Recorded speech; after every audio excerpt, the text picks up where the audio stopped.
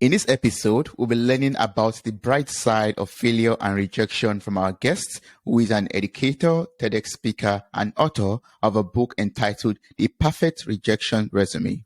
He was named a Forbes Under 30 scholar at age 23 and earned a doctorate while teaching at an Ivy League institute at 24. Welcome to the show, Eli. How are you doing? I'm doing great, Toby. Thank you so much for the warm welcome and introduction as well. Thank you so much. Thank you. Thank you so much for joining me on this episode for a soulful conversation about failure and rejection. I mean, it's so awesome. It's so awesome, your perspective and the way you talk about it in your book, especially. And, and while reading about it, you are not a stranger to rejection. I know you're a stranger to failure. But if one does not read your book or know your background story, one would think, he's a very successful man. I mean, he was on Forbes at age 23, got his doctorate at age 24. What does he know about failure, basically? So I would just love you to, tell us a little bit about your life story so far, your life journey so far, and your experience with failure, so that people can understand that you've achieved so much, but you've still, experienced failure. Yeah. It's interesting enough that you notice that, some people would say, hey, it must be so easy for you to say, you must have a silver spoon. Mm-hmm. And that was exactly my response to those comments, because I got those comments when I was getting featured on Forbes magazine. I was getting featured on Forbes, and I was getting featured on different publications, and I would see the comments saying it must be so easy for him to talk about his success and his accomplishments, but I'm pretty sure he didn't have any type of adversity in his life, or he had a silver spoon. Everything was handed to him, and he probably was a trust fund baby, and everyone. Yeah, so I hear that all the time. So I wrote that the perfect rejection resume as a response, saying I've failed so many times. I failed more times than you think, but here's how I've turned my failures into a more so of a mechanism for me to push forward and push through. So as you may know, I got my doctorate when I was 24. I started teaching at university when I was just 22 or 23 years old. And I ended up teaching at Columbia University when I was 24 prior to obtaining my doctorate. Now I'm teaching at NYU and Columbia. I'm also, doing a ton of other things as well. I'm writing for different publications, but the road wasn't easy. The road wasn't easy. And it's funny because the same schools that I teach at, I was rejected. I was rejected from those. I was not cool enough to be a student at those universities, but the team has I'm cool enough to be a professor here or instructor at these universities as well. So the overarching theme, the overarching model throughout the book itself and throughout the story of rejection is you can't hold grudges. You can't hold grudges. And I always like to say time is your biggest competition. In fact, that was my latest TED Talk. I did a TED Talk on September 2nd called Time is Your Biggest Competition. And I'm always competing against time. People think that they're in competition with themselves or they're in competition with others. No, you're in competition with time. And, the sooner you can get things done, the better it is for you to move on to the next goal and the next obstacle in your life. And that's basically the overarching theme of my book and my story as well. Yes, that's so wonderful. Thank you so much for sharing that. I mean, I just want to know, like, whenever you go to teach at Columbia, for example, you tell them, "Oh, look at me now." I was not cool enough to be a student back then, but look at me, I'm now a professor. What do you mean? And it's funny because I don't say it while I'm lecturing, because the students are just here to learn. But when I'm walking on campus, I'm like, I always wanted to be a student here, whether it's an undergraduate student or a graduate student. I always wanted to be a student there, and you guys didn't take me. But I mean, I'm glad you guys had me here as a faculty, because I'm on the other side. I'm on the other side, and I always believe that tables will always turn. Tables will always turn. It's not only at Columbia; it's at NYU as well. Because I applied to NYU and I got rejected. I got rejected at NYU, and here I am teaching at NYU, and I'm having a blast. So, once again, I don't want to hold grudges, but at the same time, in the back of my mind, I'm like, you guys rejected me before.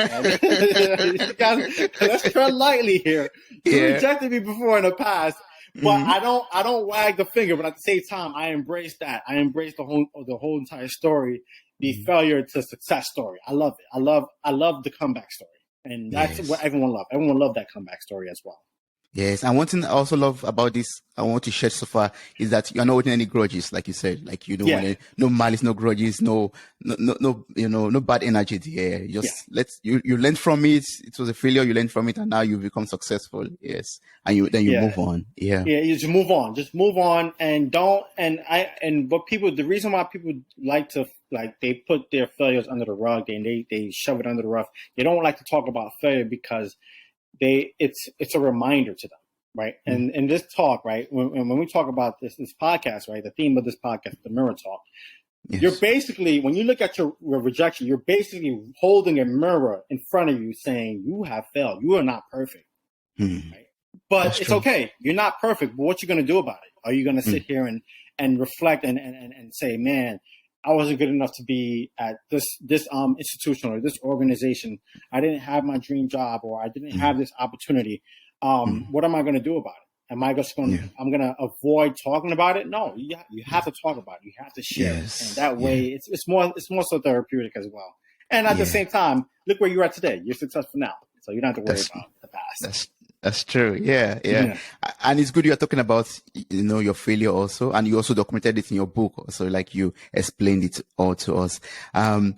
But sometimes whenever I think about maybe some failures, maybe not from NYU or Columbia, for example, we have this maybe little bit of sadness or trauma or some, we just feel that disappointment again. How are you able to deal with some of these feelings or emotions that come with remembering your failures in the past? I embrace it with this motto, and this is the motto that I shared in the book that, I'm not sure if I said this before, but I'll say this now. Rent is due every day. Rent is due every single day. And when we're paying our rent, we have a landlord, right? And Yes. we really have a landlord, and we have someone to pay rent to. But when we talk about rent being due every day for ourselves, the rent is our goal. The rent is the outcome. That's the rent. And you're Yes. paying off rent. The currency that you're paying off every single day is your effort, is your time.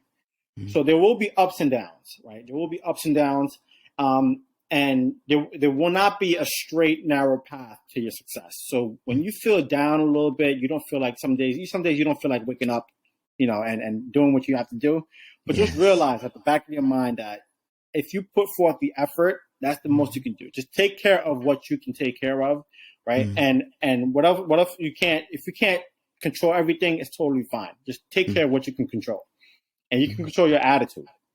Whether you're feeling a little sad, you can still have a positive attitude despite the fact that you're sad. Or you feel down, you still have a positive attitude. That optimism, that energy, saying, you know what, I can still accomplish something, albeit feeling this way. Whether, I feel like my car is not working today, or I feel like, my family members are feeling sick. And just like recently, it's funny because my older brother, my biological older brother passed away. He passed away on August 4th. Last month he passed away.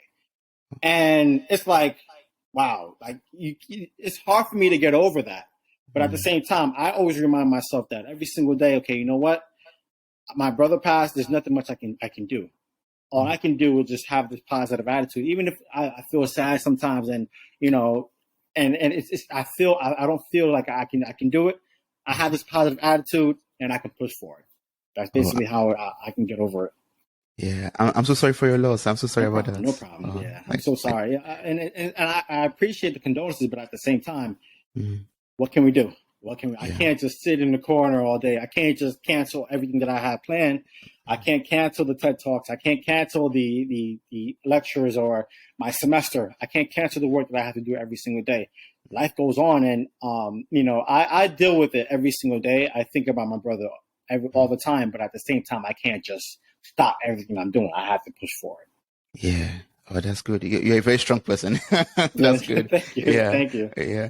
Wow. I mean, what you just talked about right now, about, rent is due every day and becoming a rent maker. You talked about this in chapter 1 of your book. Yes. And you also talked about, having that appreciation, that mindset of appreciation, like from your situation right now and what you've experienced in the past. How do you wake up every day filled with motivation and appreciation, even with your situation right now too?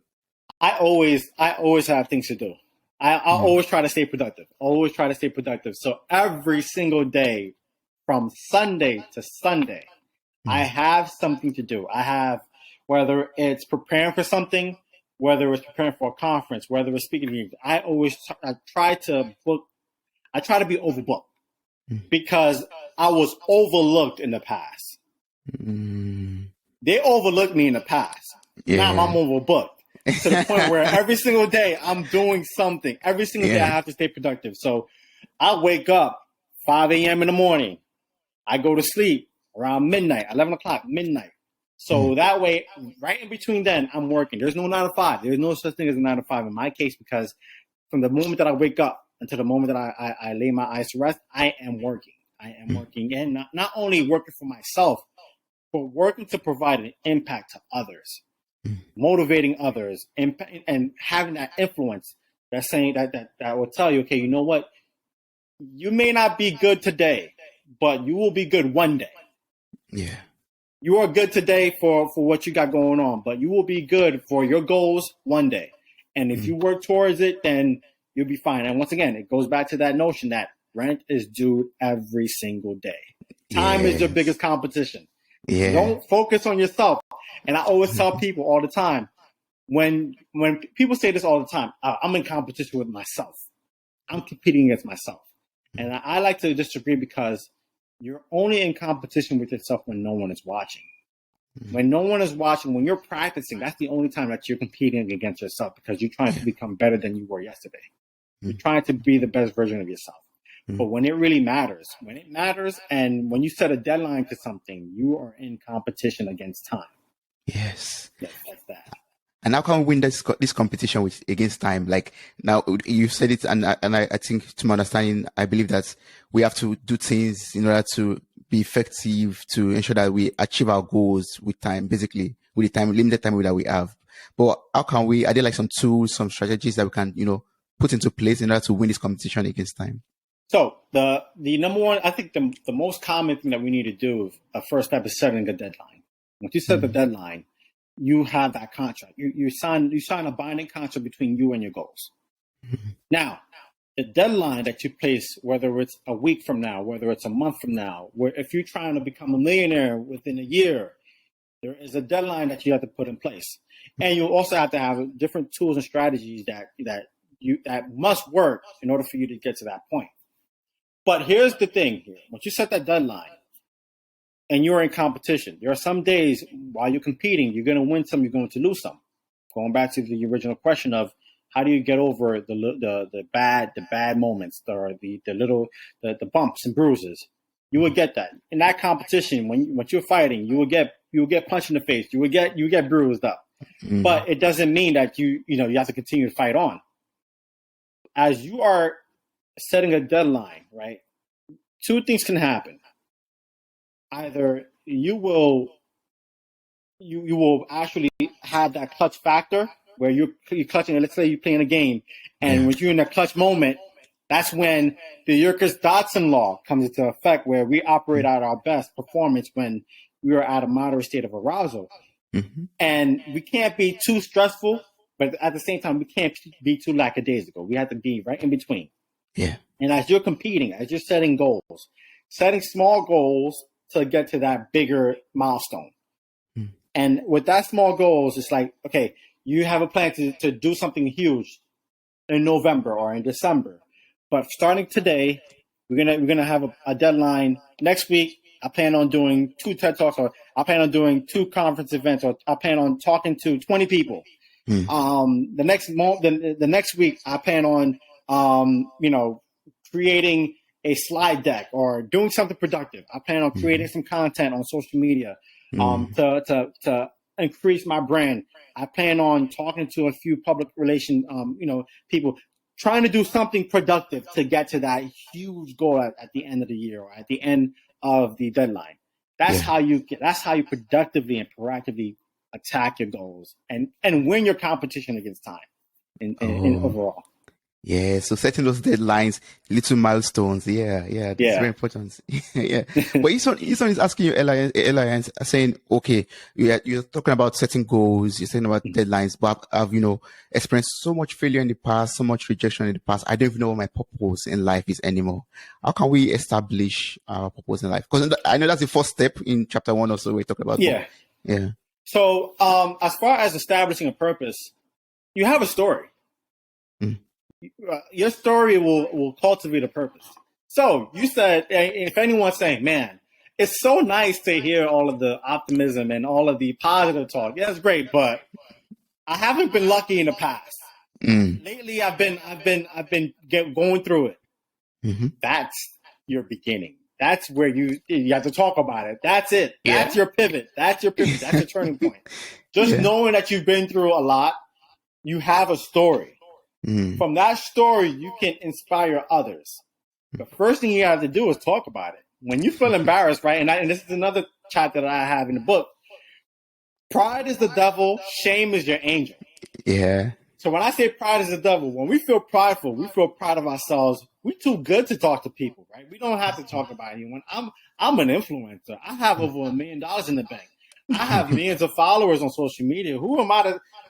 I don't care about what you got to say. That's that devil talking inside of you, because everything looks good, everything looks nice, and the perception is our reality here.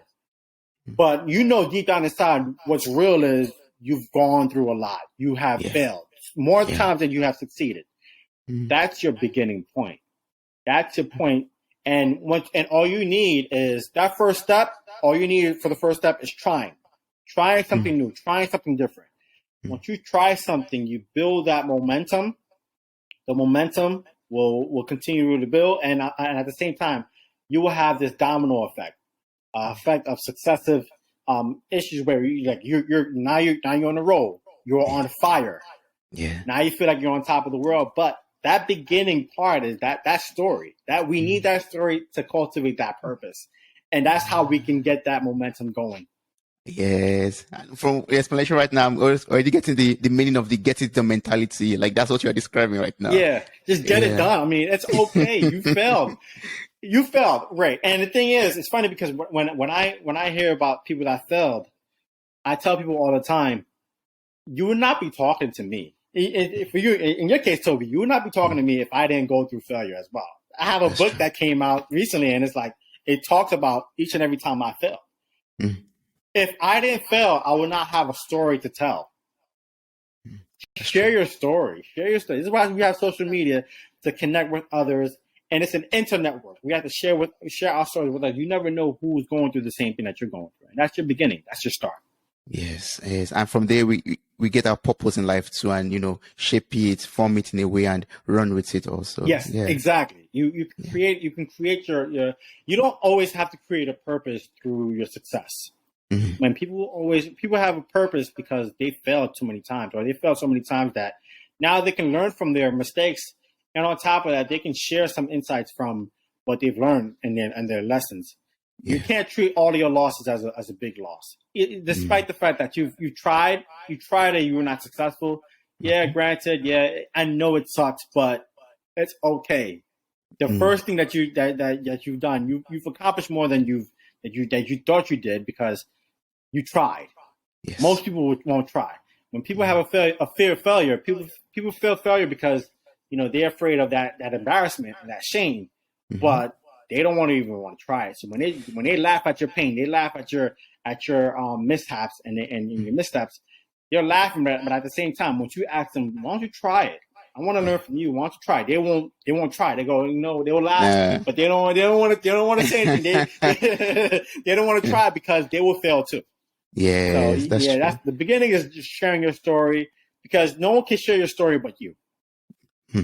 That's true. That's very true. And you shared it. You shared it in your book.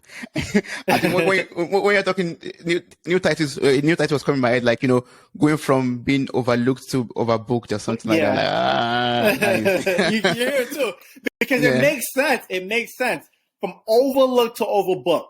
Yes. I always tell people all the time, you feel like a failure.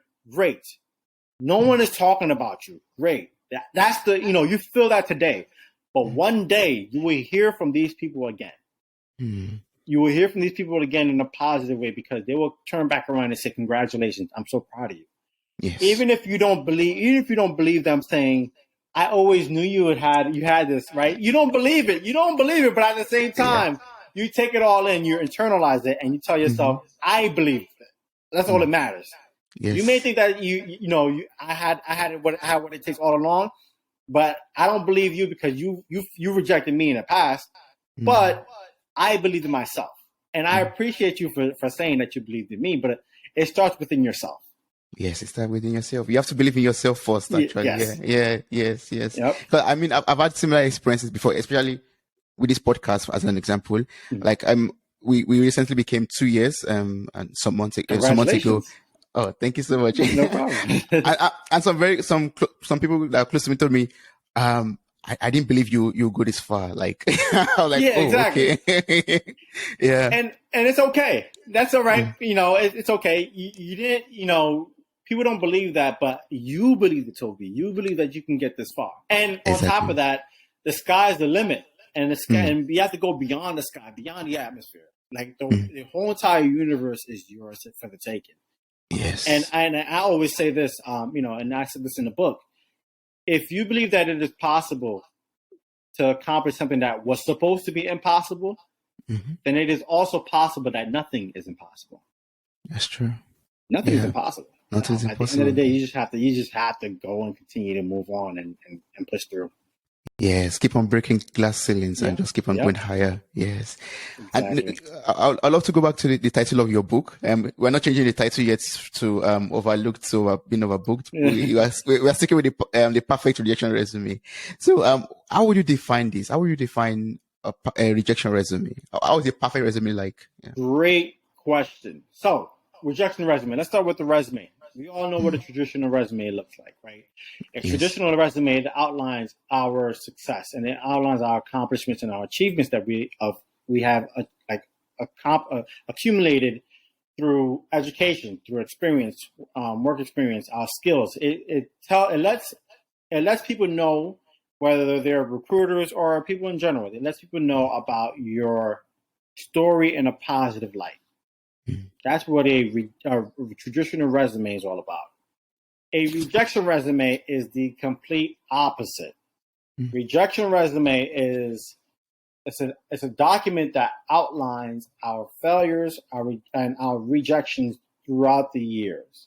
And you may ask yourself, I know what's the purpose behind my traditional resume is, but why should I even write? Why should I even think about writing a rejection resume? It outlines my failures.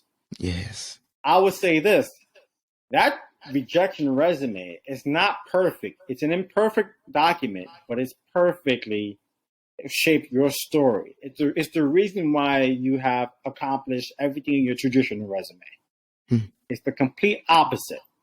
And how you can use your rejection resume is not only sharing, the lessons that you've learned from the past, but at the same time, you're taking in the lessons and you can share it on social media, because everyone loved that comeback story, going back to the original point.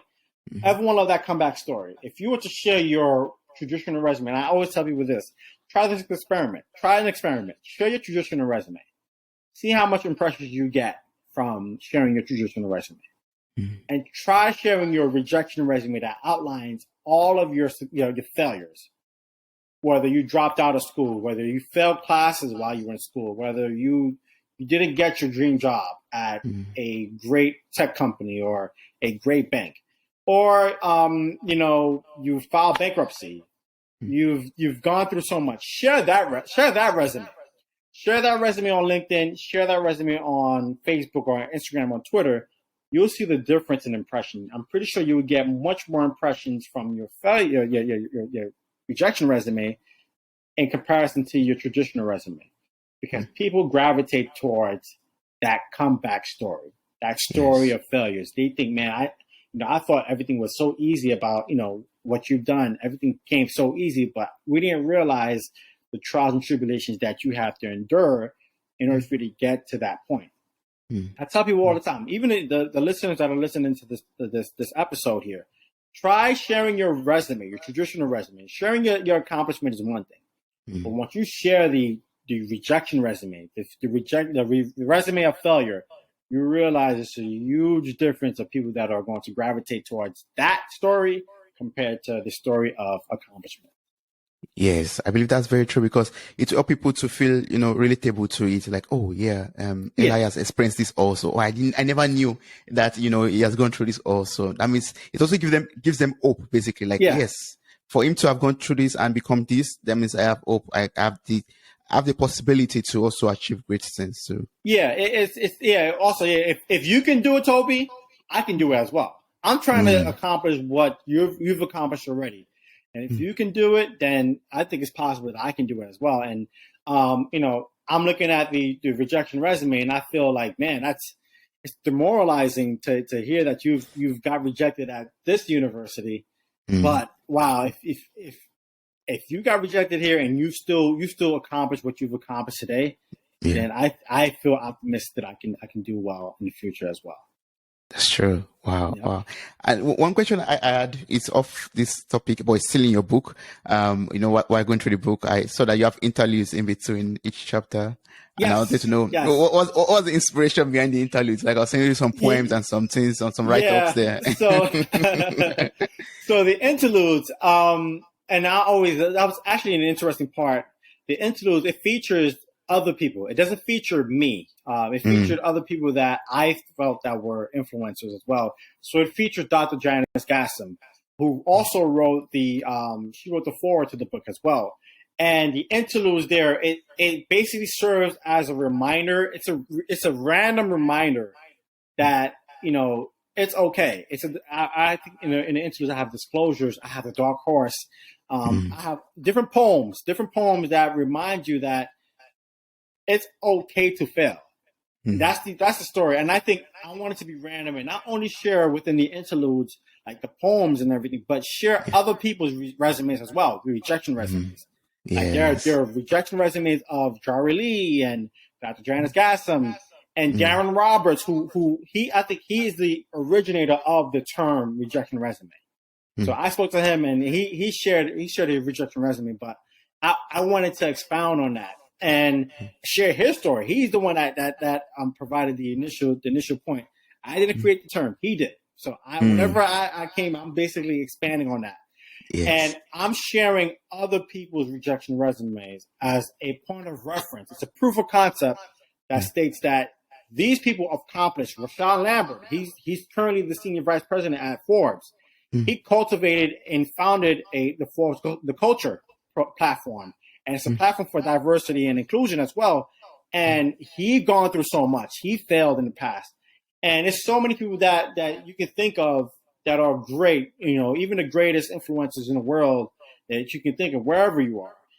They failed as well. It's a reminder that they have failed. And I didn't want to center the story and the book behind me. It's just I wanted to share other people's past failures as well. So those were the interludes. It's interesting. It's random as well.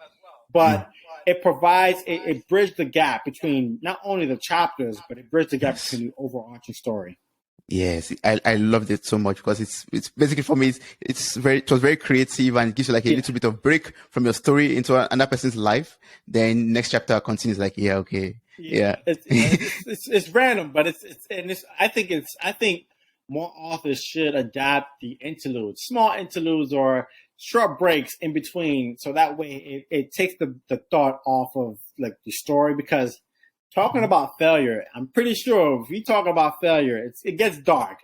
It gets dark and it gets traumatizing. So if you bring in some light, if you bring in a poem or something like that, it takes the mind away from just thinking about rejection, thinking about failure, thinking about the negativity that you have occurred in the past. Yes, that's very true. Wow.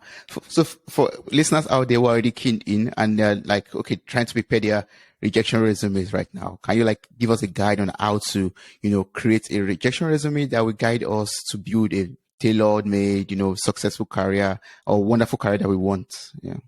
So I can give you a template. So for example, what a traditional resume looks like. It has a summary or an objective. It has a list of education, the degrees that you've accomplished or the certificates that you've accomplished there, and you have your skills, you have your work experience, the organization that you worked with in the past, and you have volunteering opportunities that you've accomplished. You have the awards, the honors, and the awards that you have won. That's your traditional resume.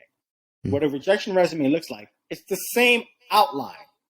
Your summary, your objective, your education, your experience, your awards, and your honors, but it's the complete opposite as far as the content. So in your education section, I would like for you to think of the schools that rejected you in the past. I would like to think of the classes that you failed. I would like to think of the whether you dropped out of school. Whether even if you want to think of the personal stuff, if your girlfriend broke up with you, you could talk about that as well within your education category. When it comes to the work experience, what firm or what organization rejected you in the past? Did you receive a negative remark during the interviewing process where the interviewer, the hiring manager, said that you have a great background, but there are other candidates that are better than you, right? What did the hiring manager say to you that affected you the most when it comes to that experience? Have you ever been demoted before? Have you ever been laid off? Have you ever been fired or terminated from a job that you look forward to every day?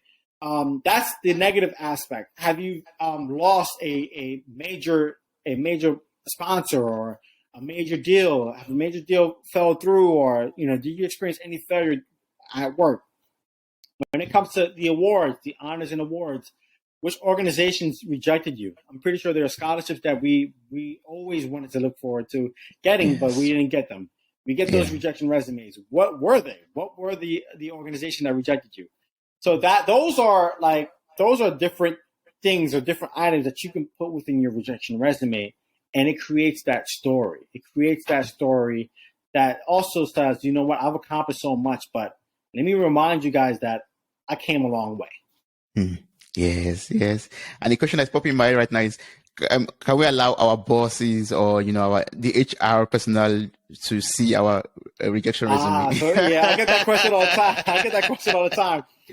The question that I get all the time is, should we even share our rejection resume with our resume? Now, the answer to that is no, not directly. So when you are applying for a job, please share your resume, your traditional resume. Please outline, please share your accomplishments. However, your managers, your hiring managers, and the people may also have ties to you on LinkedIn.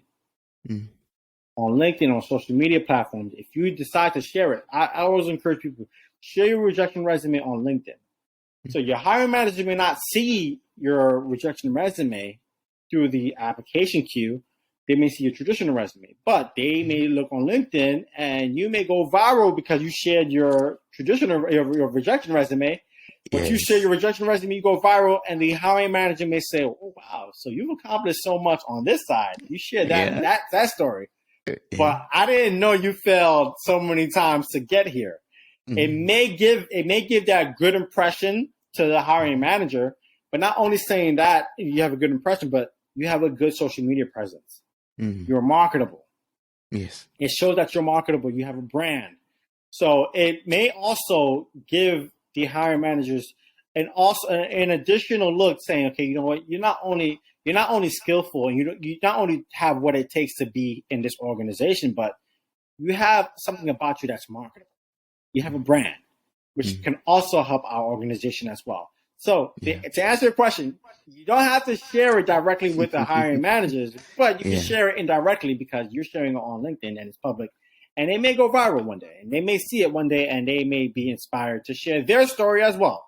Yes, that's very true. Yeah, I mean, it shows that, this candidate is very, determined, or is an not overachiever, but an achiever, basically. Like you don't allow failure to pull you down or to, to set you back. And on top of that, you have resilience too. Like there's a resilient factor about you. You're resilient to the point where, even if you get knocked down, you are able to get up.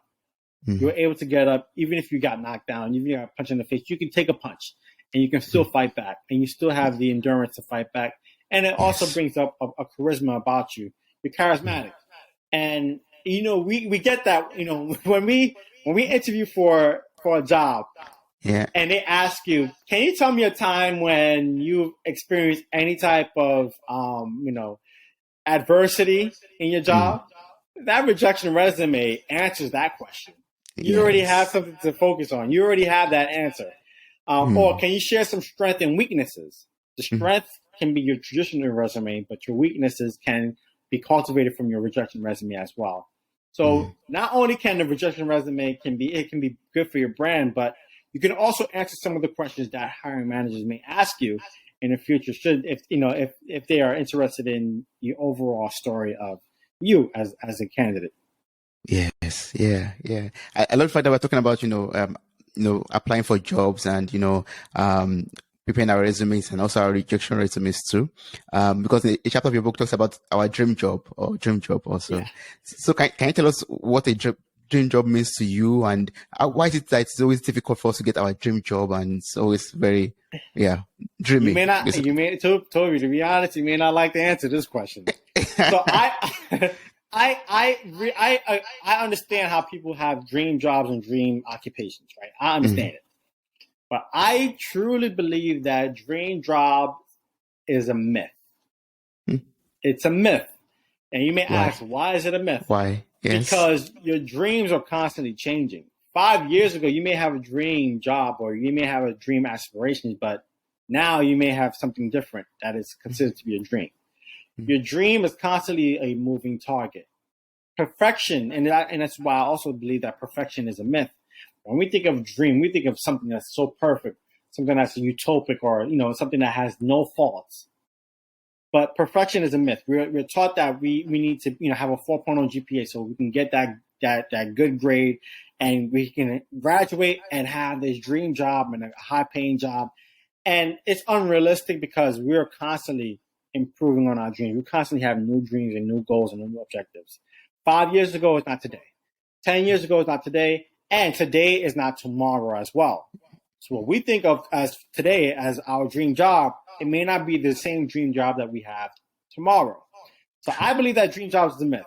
Now, if you believe that your dream job is, you're fixated on that dream job, then great. Just understand that you have different objectives within that job and within that organization. There are different objectives that may change. So keep an open mind on how to adapt and how to change with the environment and with the culture as well.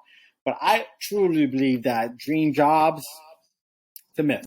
We have to, and the thing is, and the reason why dream jobs is a myth, right? Because if we're dreaming, how are we actually waking up to actually accomplish our dreams? If we're dreaming about it, and we can't just dream without it. We have to wake up at some point. At some point, we have to face the reality here. So at some point, we face the realities, and we can accomplish our dreams if we're waking up and we're proactive about it. But dream jobs, in my opinion, it's a myth. It's a myth, yeah. And I think, we call them dream jobs because we believe, okay, with this kind of job, I'll be so fulfilled, I'll be successful, I'll be, so happy and all of that. How can we still achieve all of these things without having a dream job? How can we do it? Just understand that we can never be satisfied with what's going on today. Understand we never feel satisfied.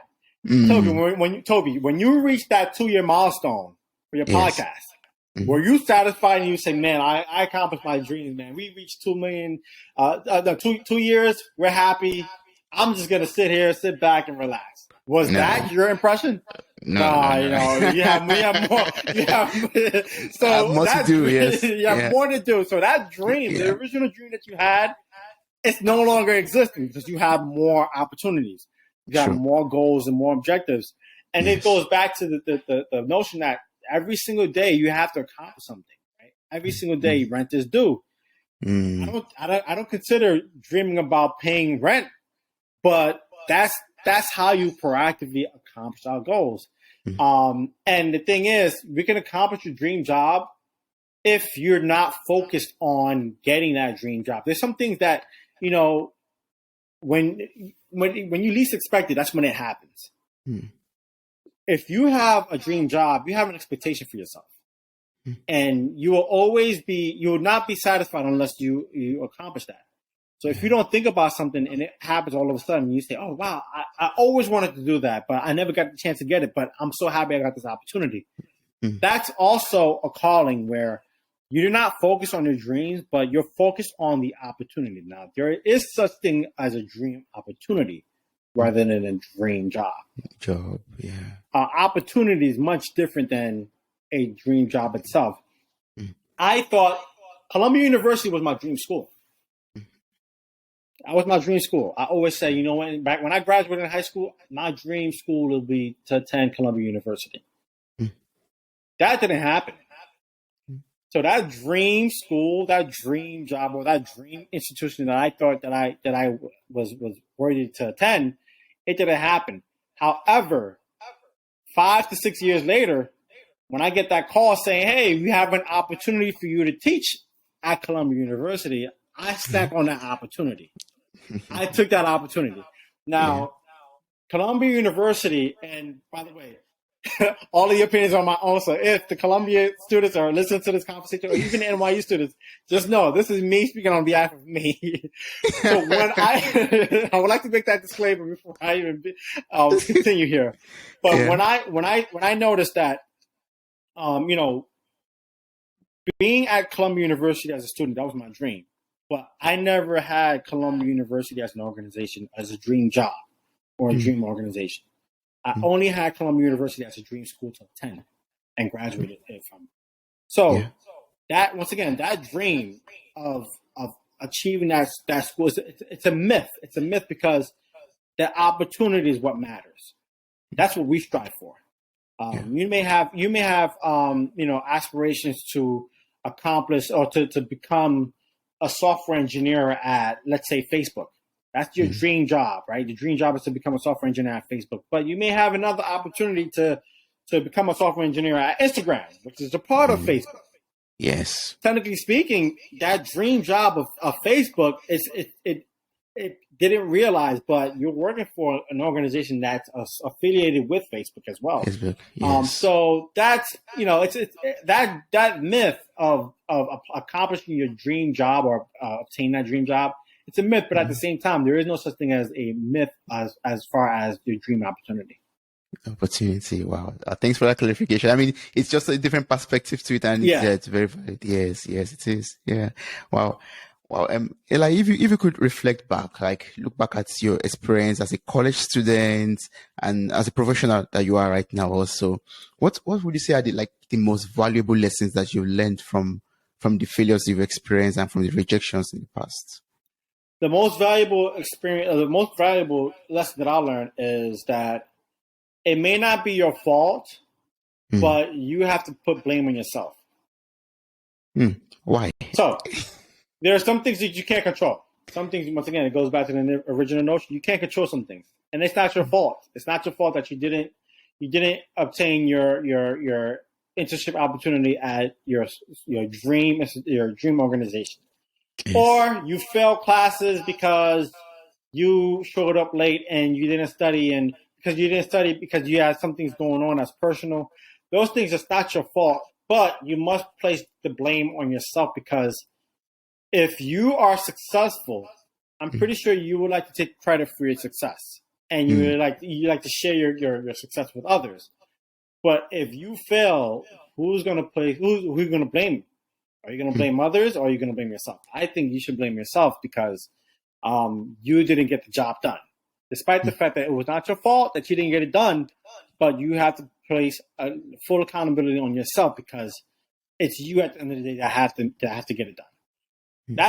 And it goes back when I was studying. I remember failing classes. I failed 2 classes. Believe it or not, I didn't get a 4.0 GPA. I did not obtain a 4.0 GPA.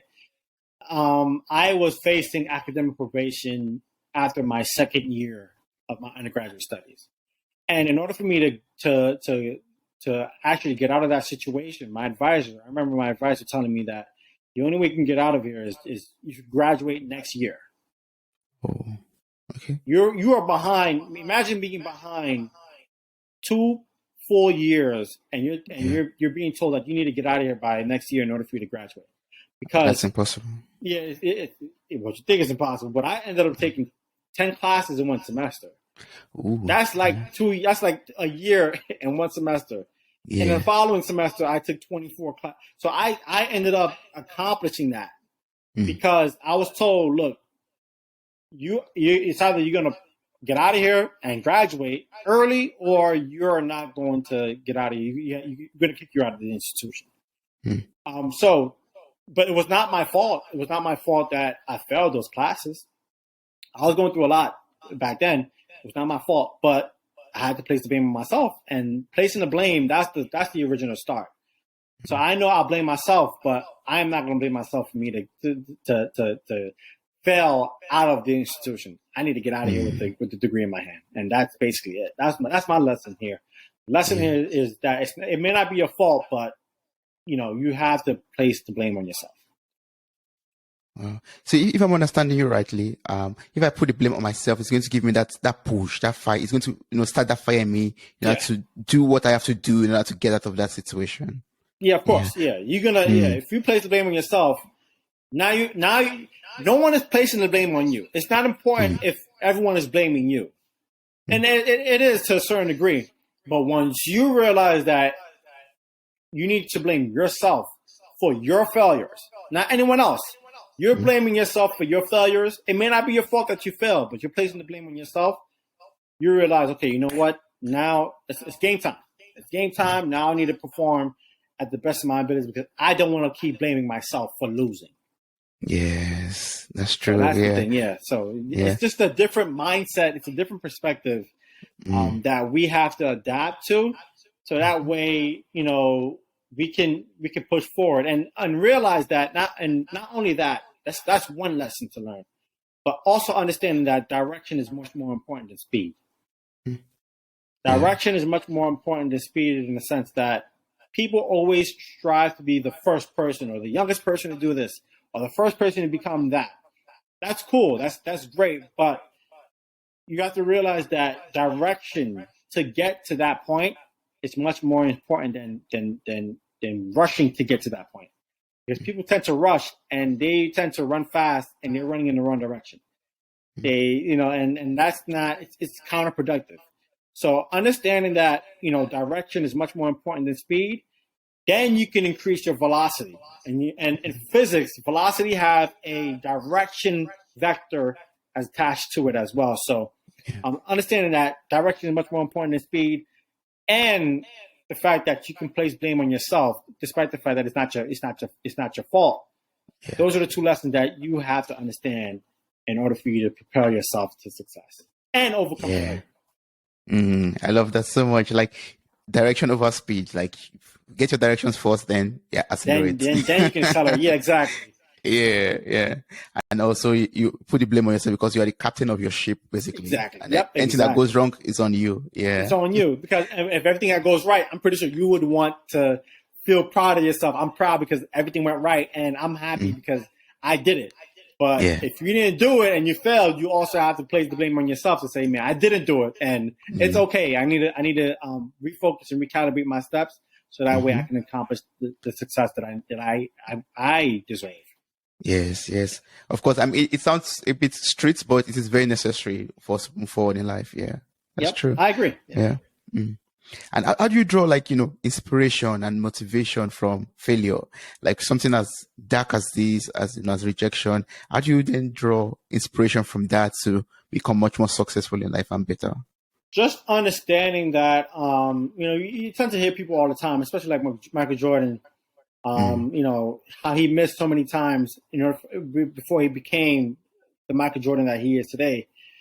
So many people fail. They fail so many times, and just understanding that you do not want to fail again. You don't want to fail doing the same thing twice.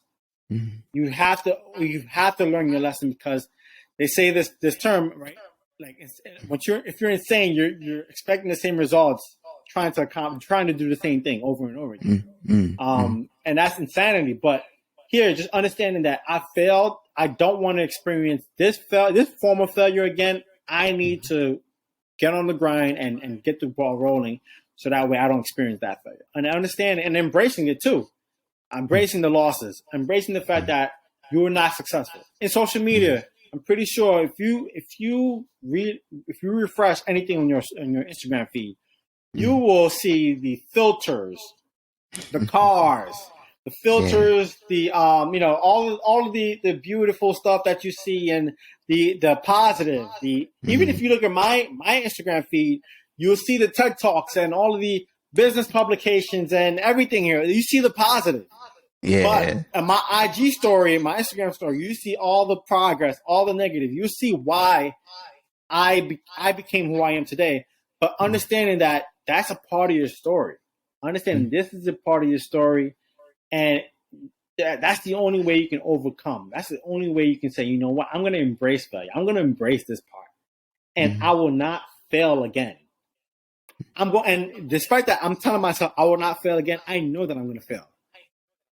I'm telling myself I will not fail again. So that way you stay motivated. You stay motivated whether you win or lose. Yes, you stay motivated. I will not fail again. Yes, Eli. Yes. Wow. So, what's the best way to stay connected with you? You have TEDx talks that we could listen to. We have your book to buy, and we have other publications that are coming from you basically. So what's the best way to stay connected with you and to work with you? So I tend to try to keep all of my social media handles the same.